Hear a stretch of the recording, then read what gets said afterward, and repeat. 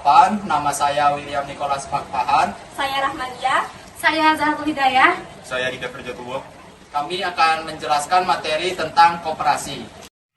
Nah, mengenai materi koperasi yang akan kami bahas, kami akan membahas mengenai dasar hukum pembentukan hingga pembubarannya di Indonesia.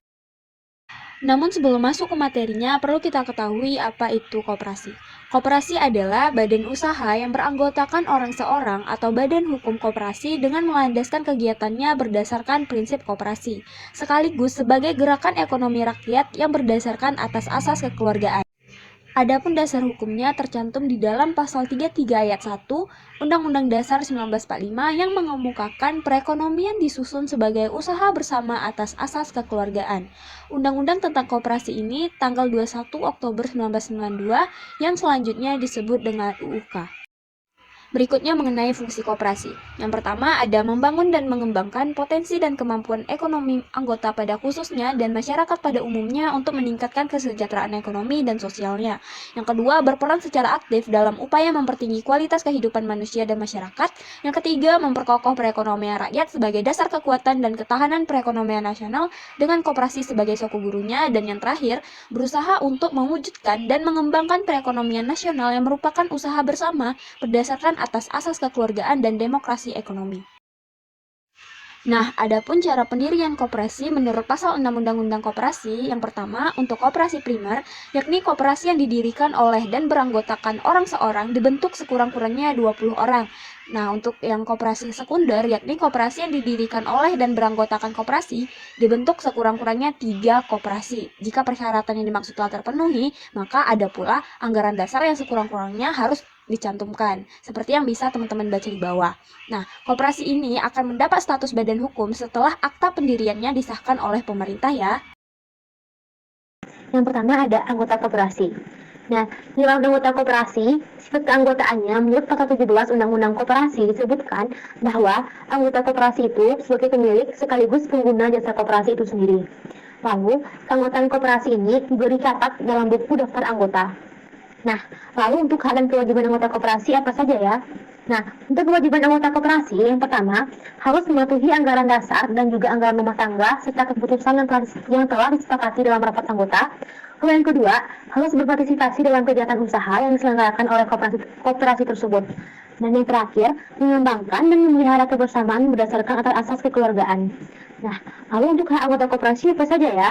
Yang pertama, harus menghadiri, menyatakan pendapat, dan memberikan suara dalam rapat anggota tersebut. Lalu yang kedua, memilih atau dipilih menjadi anggota pengurus atau dalam pengawas. Yang ketiga, meminta diadakan rapat anggota menurut ketentuan dalam anggaran dasar. Nah, yang keempat, mengemukakan pendapat atau saran kepada pengurus di luar rapat anggota, baik diminta maupun tidak diminta.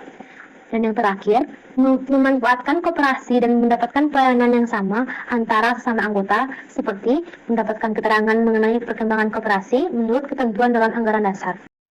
Lalu ada organ atau lembaga yang ada dalam koperasi. Nah, di dalam pasal 21 Undang-Undang Koperasi disebutkan bahwa ada 3 perangkat organisasi koperasi. Yang pertama ada rapat anggota, yang kedua ada pengurus. Perangkat selanjutnya adalah pengawas. Tugas dan wewenang pengawas dijabarkan dalam pasal 39 UUK yaitu sebagai berikut. Tata cara pembubaran koperasi. Yang pertama, pembubaran atas kehendak sendiri. Langkah-langkahnya yaitu 1. Koperasi mengadakan rapat anggota yang membahas pembubaran. Kedua, pengurus menyampaikan keputusan rapat kepada pejabat di lingkungan Departemen Koperasi dan UKM dengan mengajukan permohonan pembubaran koperasi. Yang ketiga, setelah permohonan pembubaran diterima oleh pejabat yang berwenang, maka selanjutnya pejabat Departemen Koperasi dan UKM mengeluarkan surat keputusan pembubaran dan menyampaikannya kepada koperasi tersebut. Yang kedua, pembubaran atas kehendak pemerintah. Pembubaran oleh pemerintah dilakukan bila koperasi telah benar-benar melanggar undang-undang atau peraturan lain yang berlaku. Cara pembubarannya sebagai berikut. Yang pertama, dilakukan penelitian untuk memperoleh bukti-bukti yang kuat bahwa koperasi yang bersangkutan benar-benar telah melanggar ketentuan di dalam undang-undang atau peraturan lainnya. Yang kedua, bersamaan dengan dilakukan penelitian, pemerintah juga melakukan berbagai pencatatan tentang kekayaan yang menjadi hak koperasi. Yang ketiga, atas dasar penelitian tersebut, pejabat yang berwenang membubarkan koperasi akan mengirim surat pembubaran kepada koperasi tersebut.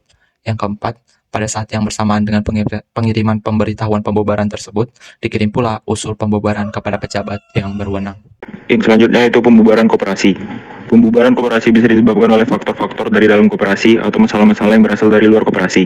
Berdasarkan ketentuan di dalam bab XUU nomor 25 1992, pembubaran koperasi dapat dilakukan dengan dua alasan. Yang pertama, karena para anggota koperasi menghendaki pembubaran koperasi, dan yang kedua karena keputusan. Sekian presentasi dari kelompok kami. Jika ada kekurangannya, mohon maaf. Terima kasih untuk kawan-kawan yang sudah menonton. Wassalamualaikum warahmatullahi wabarakatuh.